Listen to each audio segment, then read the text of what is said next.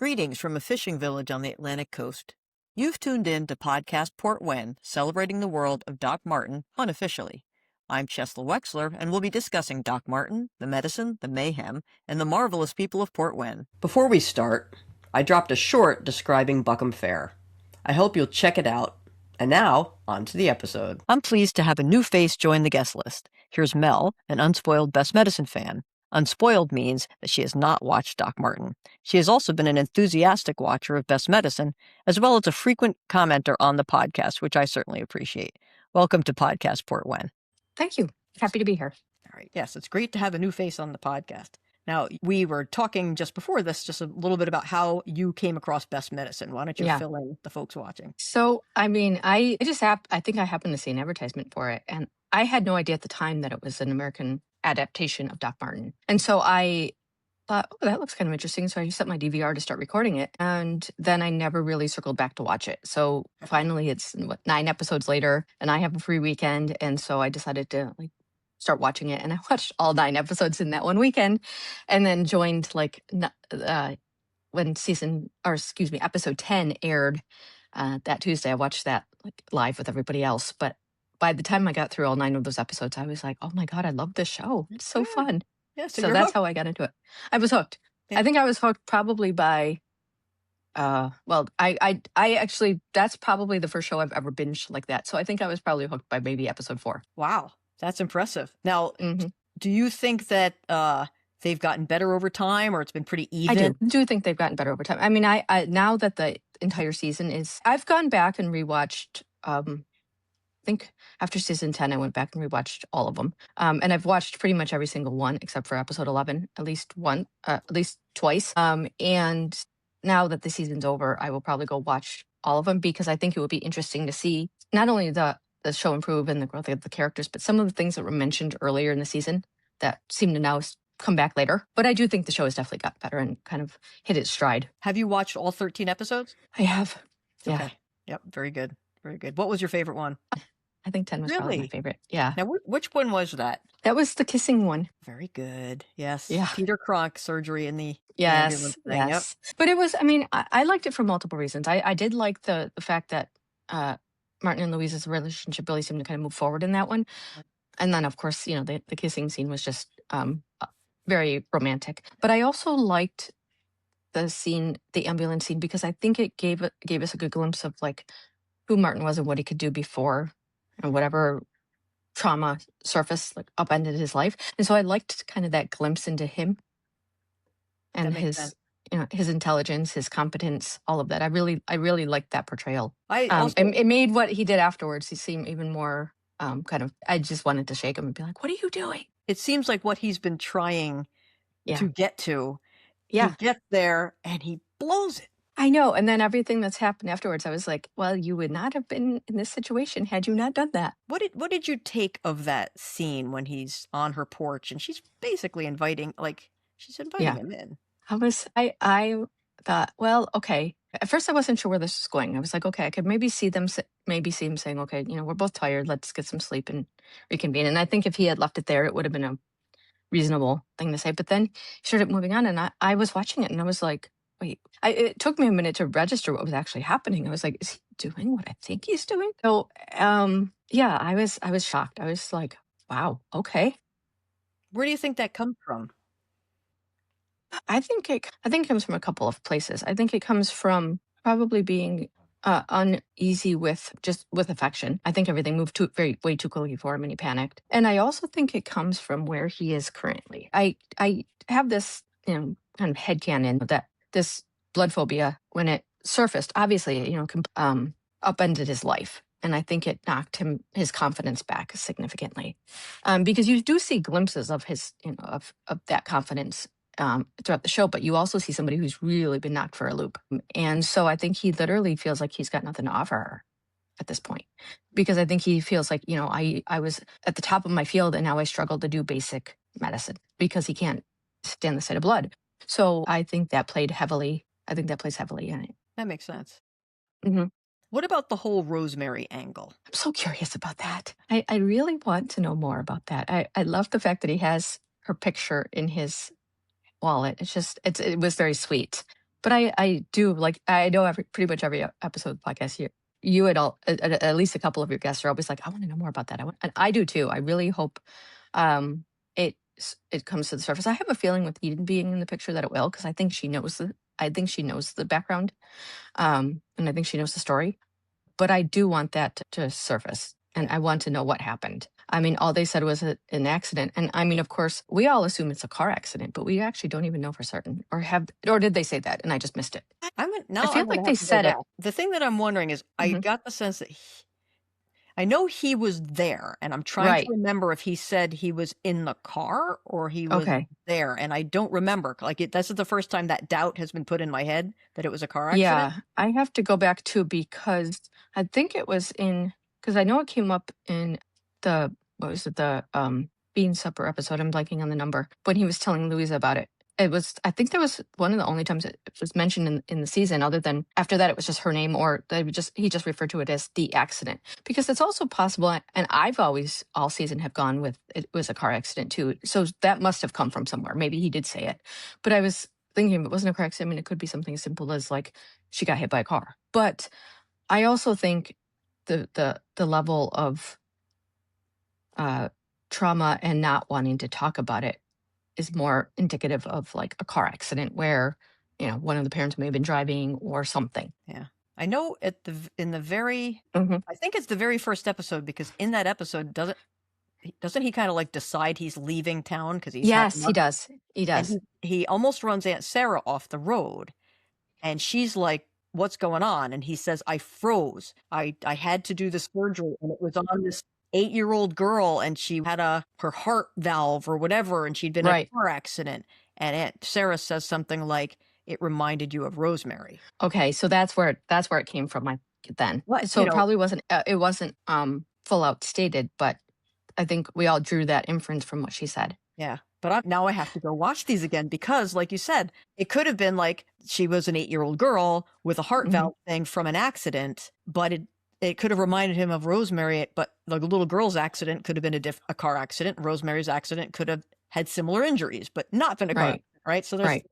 a lot of Yeah, and I don't know. I mean, I guess I could look up to see like what type of accidents would cause those types of injuries. Okay. I mean, I would assume it was a result of some sort of like blunt force, but I don't know for certain because I'm not a medical person. But yeah, and it's funny because actually when we were talking about it now, it's the first time that occurred to me as well. Yeah. That's the It's a new joy. thought. It's the joy of the podcast, and also Right. I think that's the enjoyment that the podcast brings to the people who watch the podcast, because Right. this show is watched by millions of people in a Mhm. country with 330 million people, right? Or Yeah. plus. So not everybody has someone to talk to about the show. Right. You can come to the podcast and see people talking about the show, and then we're feeding off each other's ideas. And then, folks, I encourage you to comment, because Mhm. new conversations and new ideas come out there. You go back, you rewatch, do you agree, do you not agree, do you find something that's counter to that info? It makes it a lot more fun, I think, to watch the show. It does, and that's exactly how I gravitated towards this podcast too. Is I was looking for somebody to discuss the show with Yeah. beyond just Facebook groups. Right. Yeah, because there's not a real immediacy there. Right. Right. Yeah. And I do try to be immediate with my responses if I can. Like, Mhm. if I'm actually near a computer and I get a ping, I try to respond pretty quickly. But I've appreciated your comments. They've made me Mhm. think and go back and look at stuff. Now, what did you think of Robert and Vanessa? I think they're kind of interesting. I mean, like I said, I was watching it last night again, and I took some notes, and I did think about how they do seem to be, and I think this did come up in your episode 9, episode 9 discussion, where I think as much as their personalities allow it, I do think they do have a happy marriage. I mean, they do come in holding arm in arm. And then when Martin confronts his dad and said, are you having an affair? He's like, no, I would never. Like, I would never do something like that. So I think and the fact that they, stayed together after, whatever happened with Rosemary, because a lot of times, a death like that will tear apart a marriage. But they're just so like distant and cold. And well, especially Robert. I think Vanessa less so, but that radical honesty makes her unlikable in a lot of ways. I mean, I do think she did get through to Elaine with the tough love message, but not everybody appreciates that. And I did like the fact that she was trying to find something. It almost was like she was trying to find something negative to say about Louisa and couldn't. She was Yeah. like, "You're," because she paused, and then she was like, "You're," and then she was like, "Kind," and that was like the only thing she could come up with. Yeah. So the fact that they're so critical of Martin and of everything is that I find that hard to watch. I mean, even when they were confronting him about why he left Boston, it wasn't so much what happened, are you okay? It was all about how it affected them and how it embarrassed them. Yeah. Yeah. She can't get Which her was hair dyed or whatever.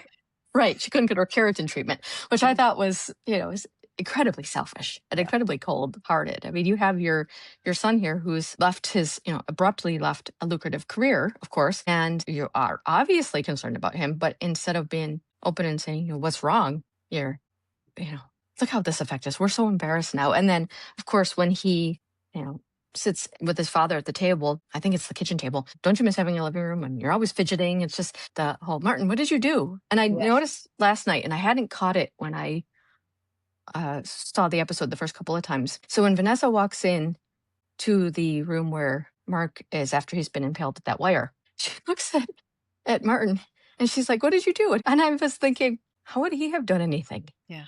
He's literally here trying to help. Robert walks in and he's just like, no, what have you done now?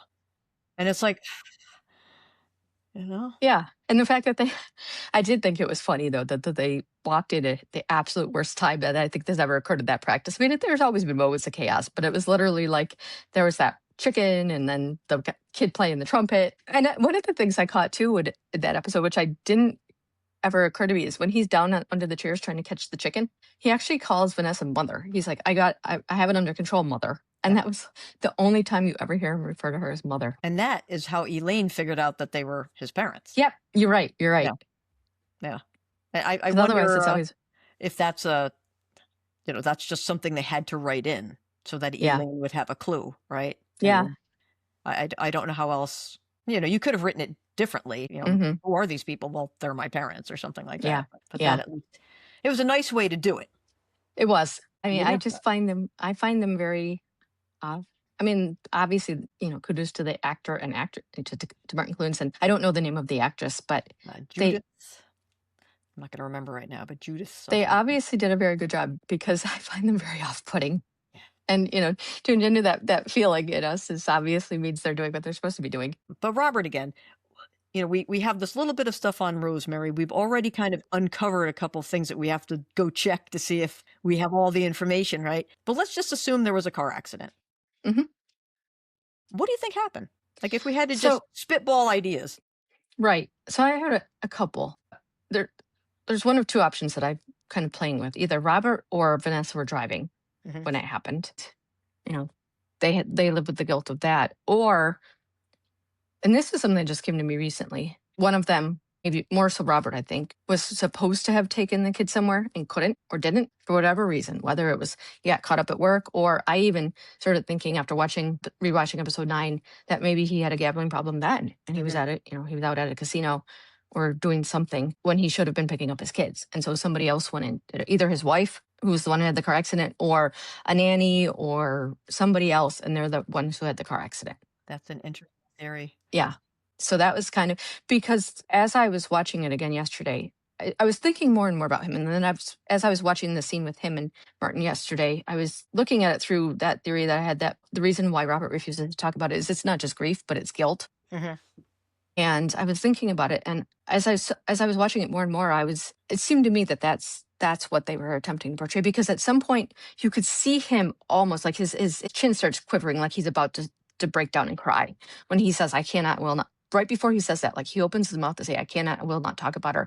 And there's this point where you can tell he's about to fall apart. Mhm. But I think that to me, the I cannot talk about her is grief. The I will not talk about her is guilt. Could be. I was thinking, and you might have mentioned it, somebody else mentioned it on the podcast comments, that there's going to be an inherent guilt in something terrible happening to your child, whether you had anything to do with it or not, because you would have that I am a parent and I am supposed to protect my children from all things like this. Right. Yeah. Yeah. I think that was my comment. But then if you were the one who somehow caused that to happen, whether obviously accidentally, I think that's even the guilt would just be amplified at that point. Yeah. Yeah. Did you happen to watch the podcast that we did for episode 9. Yes. Did you see my little PSA? Yes. What did you think? I appreciated it. As a matter of fact, I think that was the first comment I left for you on the YouTube page, is that I appreciated your PSA. Because it seemed to me like when I saw the trailer for episode 9 after episode 8, and he just said, "Don't you think it's strange that we never talked about it?" Yeah. And it was literally a gut punch. And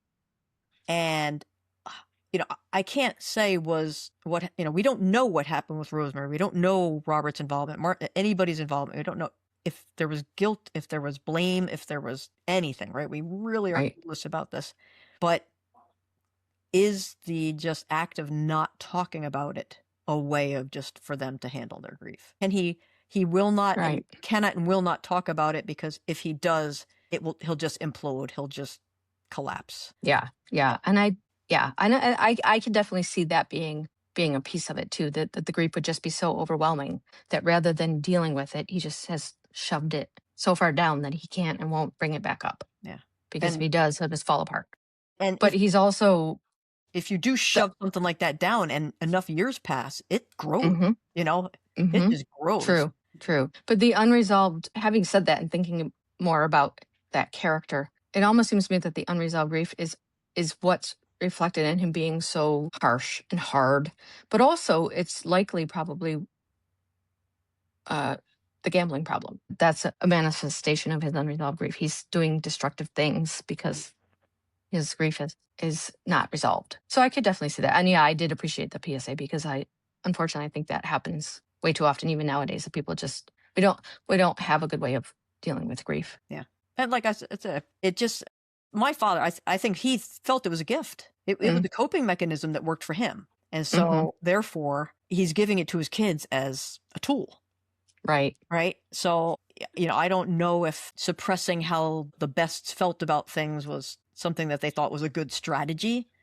And they parked Martin off with Aunt Sarah. Yeah. It sounds like. So it's like, we're going to just get him away from this whole situation while we sort it out. Like, so now he's protected. He doesn't have to deal with it. We'll figure out our way of dealing with it. And then when we come back together, we never talk about it. Right. Which is even more surprising that they didn't talk about it, considering that Vanessa is supposed to be a therapist. And you would think if anybody has the tools on how to, with grief, or at least understanding grief, you have Elizabeth Kubler-Ross and the 7 stages of grief.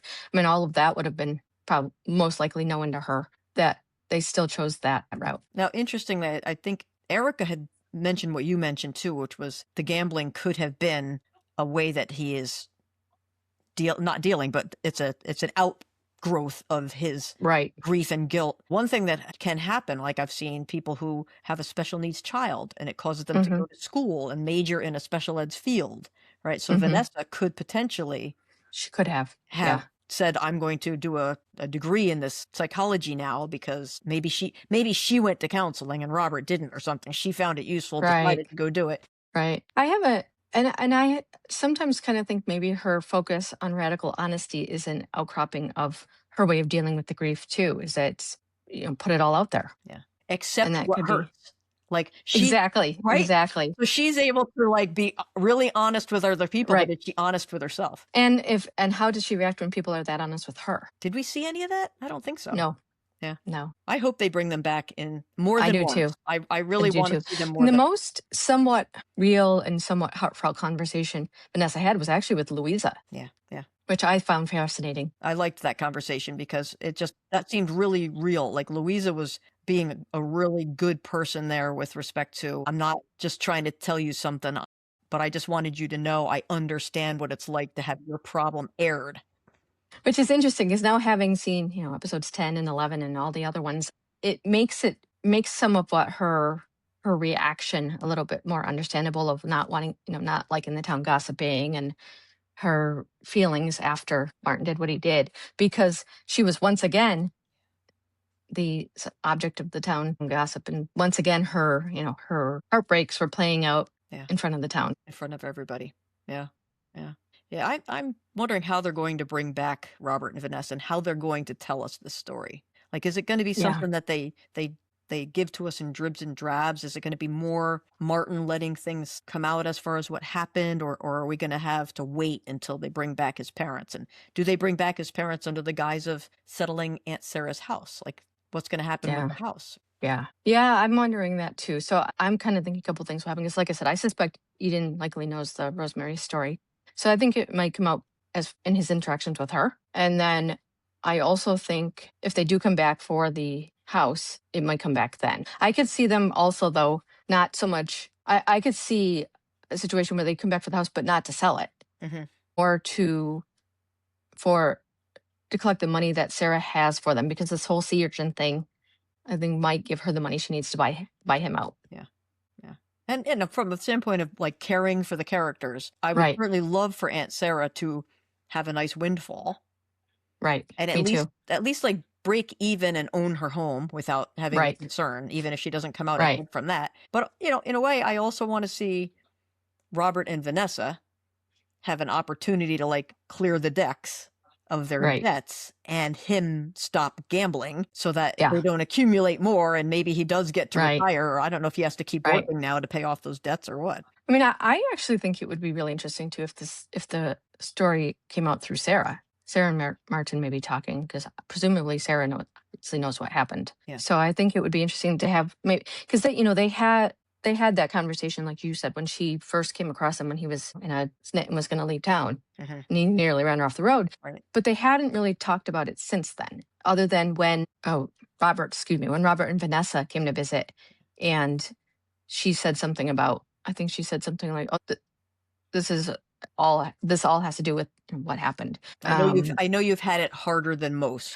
Yes, right? That's exactly what she said, and presumably it was the direct reference to Rosemary dying. So it came up then, but they've never really talked about it since then. And I think it would be interesting for the two of them to sit and talk, because she doesn't know about his blood phobia either. All she knows is that he froze and couldn't do the surgery, but she doesn't know that he can't treat people who are bleeding. Right. And he did abruptly run off when he cut himself, when he was banding the lobsters too. And I think she thought that was a little odd, but I don't think it was enough for her to question him about it. Yeah. Do you have any characters that you really enjoy? I like Al, and I like Greg and George. Yeah. I think they're my favorites. Yeah. I'm going to probably preempt you on this. I don't have strong feelings for Mark one way or the other. I know a lot of people either love him or hate him. I don't have strong feelings for him one way or the other, but I do have the same question that I think a lot of people have about he and Louisa. How did 8 years? Yeah. So, and I am a little glad to see that they appear in the past couple of episodes to be kind of toning him down a little bit, because he was getting a little over the top. But I do admit that there were some points when I just found it funny. Yeah. He makes me laugh. Me too. There's a couple of key things that I think the writers, and I don't want to be redundant on the podcast, but the thing that I just can't get past is the cutie and the goldfish, right? The fact that I think they can easily recover from that. Right. By just saying he didn't want to hurt Geneva's feelings. He just wanted her to think shit. He always believed her, but no, of course he knows that a goldfish is not going to run off and join a rock band. Right. Yeah, and it's funny because when you said that, I was like, you're right. That really was like, how would you even think that? But watching it, I just remember. But yeah, I kind of took it as, when I was watching it, I kind of took it as he was just trying to make her feel better, or maybe make her laugh. Like, oh, I didn't know that my goldfish was going to run away. But the way he said it almost sounded like you would sound if you told a kid that Santa Claus wasn't real. They were finding it out for the first time, like, oh my God, I didn't know this. Exactly. And then after he leaves, Geneva says to him, like, how did he ever get into law enforcement? Yeah. Like, I swear to God, I thought that this was like, since there's no crime in Portwenn, it was just a job they could give to Mark. Right. There's nothing else he's really capable of. We'll give him this job, which requires nothing of him but to write parking tickets. Yeah, though he does have to be smart enough to not shoot himself in the foot too. So yes, this is true. Hopefully he'll never have to use his weapon. Yeah. But I believe that every first season is just throwing spaghetti at the wall and seeing what sticks. Yeah. And these writers are talented. These actors are talented. The director is talented. Everybody is talented. And so I expect great things from season 2. I do too. I want to learn about that damn accident, but I really want to hear it Hmm. from Robert and Vanessa. I have to admit, because Yeah, yeah, maybe we learn about it. I guess we don't have to learn about it from them, but Martin and Vanessa and Robert, or at least Martin and Robert, have to have a conversation. yeah. They need to have it out. Yeah. Because I don't, I know, and I think I've said this in multiple comments in multiple places. I know Martin is trying to like cure his phobia, but I don't think he's really going to cure it until he deals with that trauma, because it's a trauma based reaction. Mm-hmm. Yeah. And so whether that's him finally going to therapy, whether that's him talking it out with his father, I mean, you do see him, which I find fascinating. You do see him getting progressively better as the season progresses, as he does start talking about what happened and opening up more. Mm-hmm. It's very subtle, but you do see it because, and in the first season when the woman actually, who I think when I went back and watched, I realized it's Peter Cronk's mother. When she pulls the bandage off and shows it, he runs out and he passes out. And then in the next episode when he fires Elaine and then she finds same things, and then you get to the point where he can at least like actually do surgery on Peter without passing out. I mean, yeah, Right. obviously thinks he's gonna vomit, but none of that actually happens. Right. So he is improving, but he's still not at the point where he can deal with blood on a regular basis. I had heard a rumor. I believe this is supposed to be a 5-season show. I don't know. Okay. That's what I heard early on. I have no idea if that's true or not, but it sounded like they were trying to make it a 5-season show.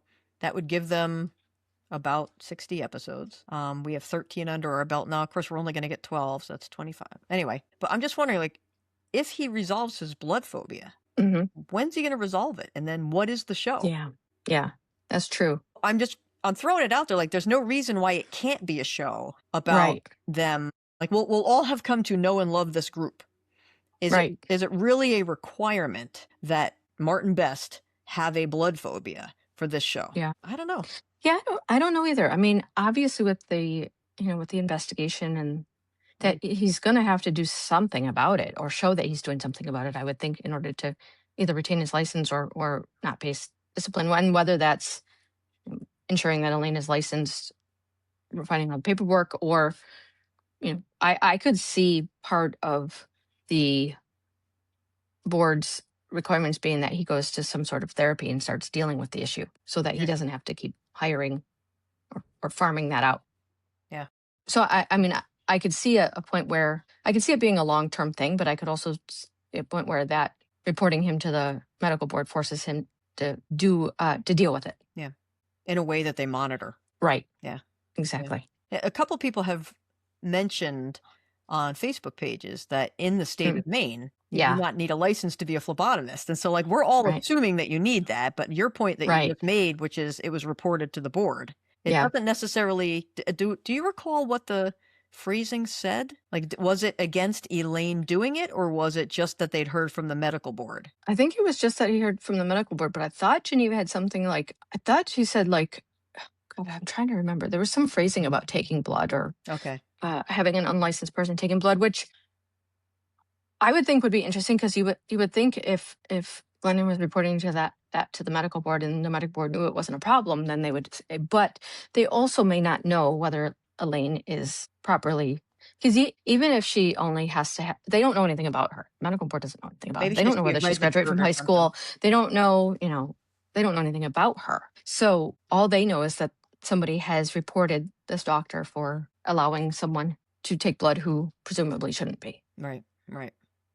Yeah, now I'm gonna have So it will be interesting to see if they do go with what Maine law actually is, or if they do the the drama of she was supposed to be a phlebotomist. But what I find fascinating is that Emily, she was doing this for years with the other doctor. Yeah. And I would think that he would have made sure to get her that everything she was doing was above board. But it's also a small town, so I could see where people were just how it was done, and people didn't care. As long as nothing happened, nobody cared. That's right. Yeah. If you can't prove that there was a problem caused by it, and no one was hurt, nobody even said that they were bruised, like the... Right. It's kind of like what he was saying when Glendon first threatened to report him, is I fell into that trap of what people in this town do, where you just assume everything's going to be okay. Right. Yeah. Cool. How about Eden?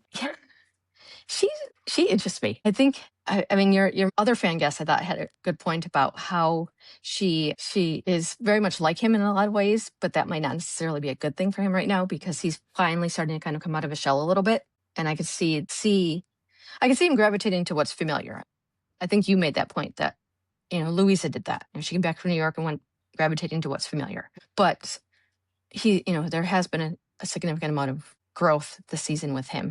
Yeah. And it would be sad to see that start to disappear. But I also don't know. I know, like you said, I know what she wants, but I don't know if he really. I feel like he's just kind of going with the flow with her. Like when she said, "Oh, I'm here to date you," he's like, "Oh, okay."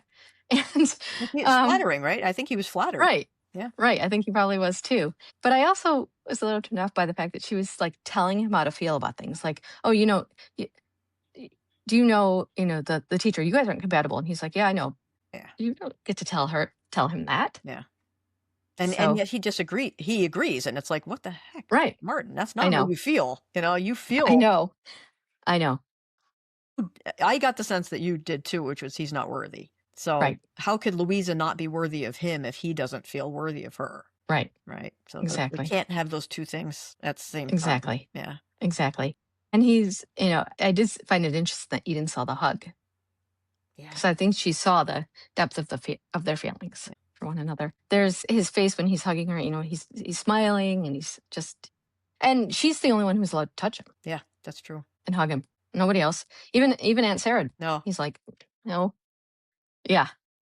Please stop hugging me or something like that. I forget. Yeah.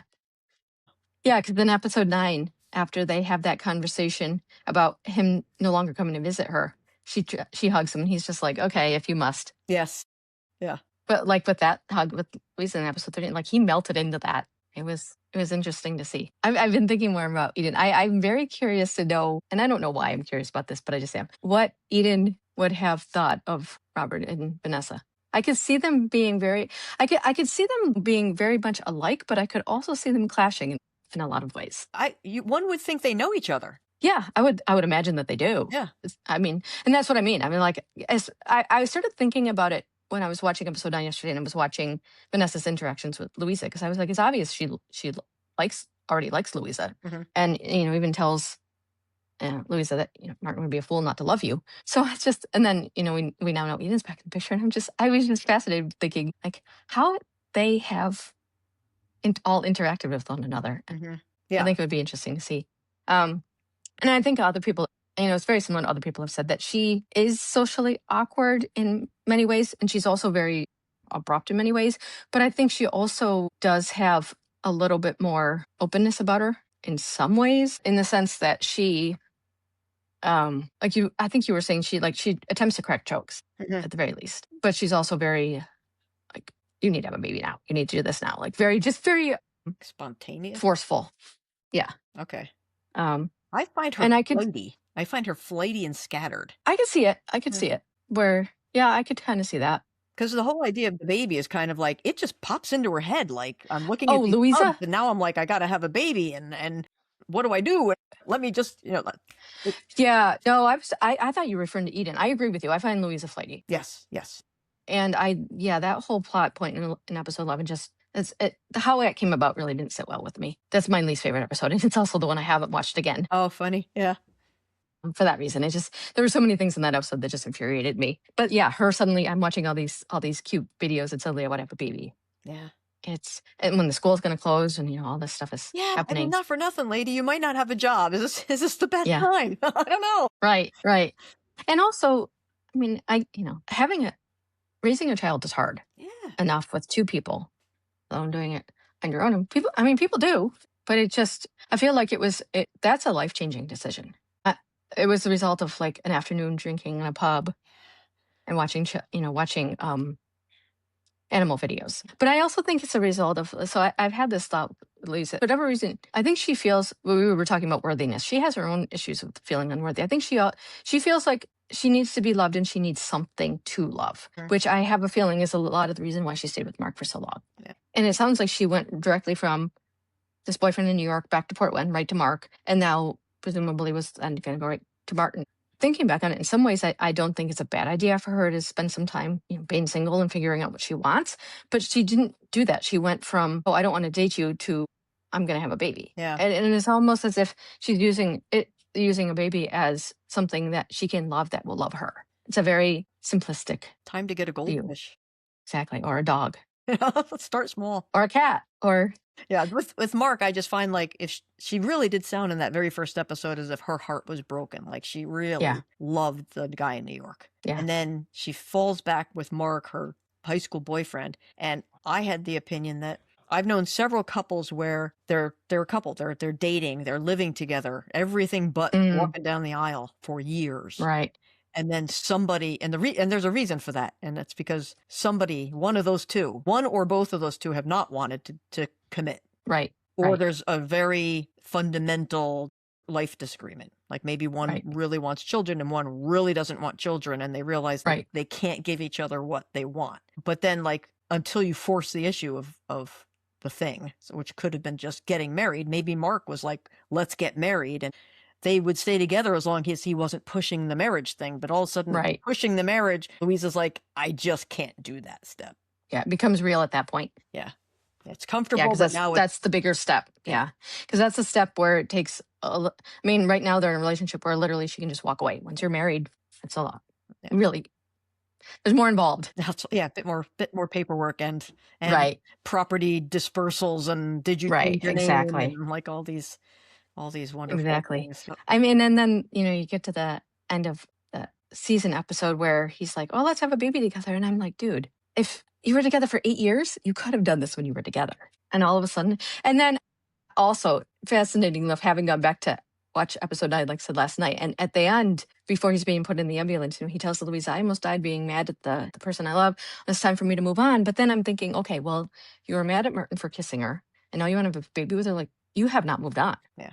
Because even when he's saying just as friends, you look at his eyes. And those eyes are glittering a little bit like, maybe this is the best I can do. Right. Like this is, we'll still have a connection. Exactly. That's what I was about to say. He sees it as a good way of tying her to him. Yeah. In some way. And I feel like that came out probably sounding a little bit more creepy than I meant it, but having a child would mean that they always have to kind of be together in some way. Yeah, two people who have no children can get divorced much easier than two people who are not married can separate from the child that they brought into the world together. Right. And like, for instance, if they had had a child already, it probably would have been much harder for Louisa to make that decision to walk away and not marry him. Right. Yep. Yeah. Because you have another person to think about. Exactly. Yeah. Exactly. Yeah. Well, this has been fun. It has been. Yes, I'm glad. I really enjoyed it. Yeah. So I really appreciated your time and coming here and sharing your views on all this stuff. And folks, if you're watching or listening, please subscribe to the feed, like the video or the audio that you're listening to. And I do respond to comments on YouTube. So that's how Mel's here. So thanks very much for watching, everybody. Really appreciate it. Again, please check the short on Buckham Fair and consider donating. Thanks for your consideration. Thanks for joining Podcast Portwenn. Podcast Portwenn is an independent fan production, not affiliated with, endorsed by, or sponsored by Buffalo Pictures, ITV, Fox, or the creators of Doc Martin or Best Medicine.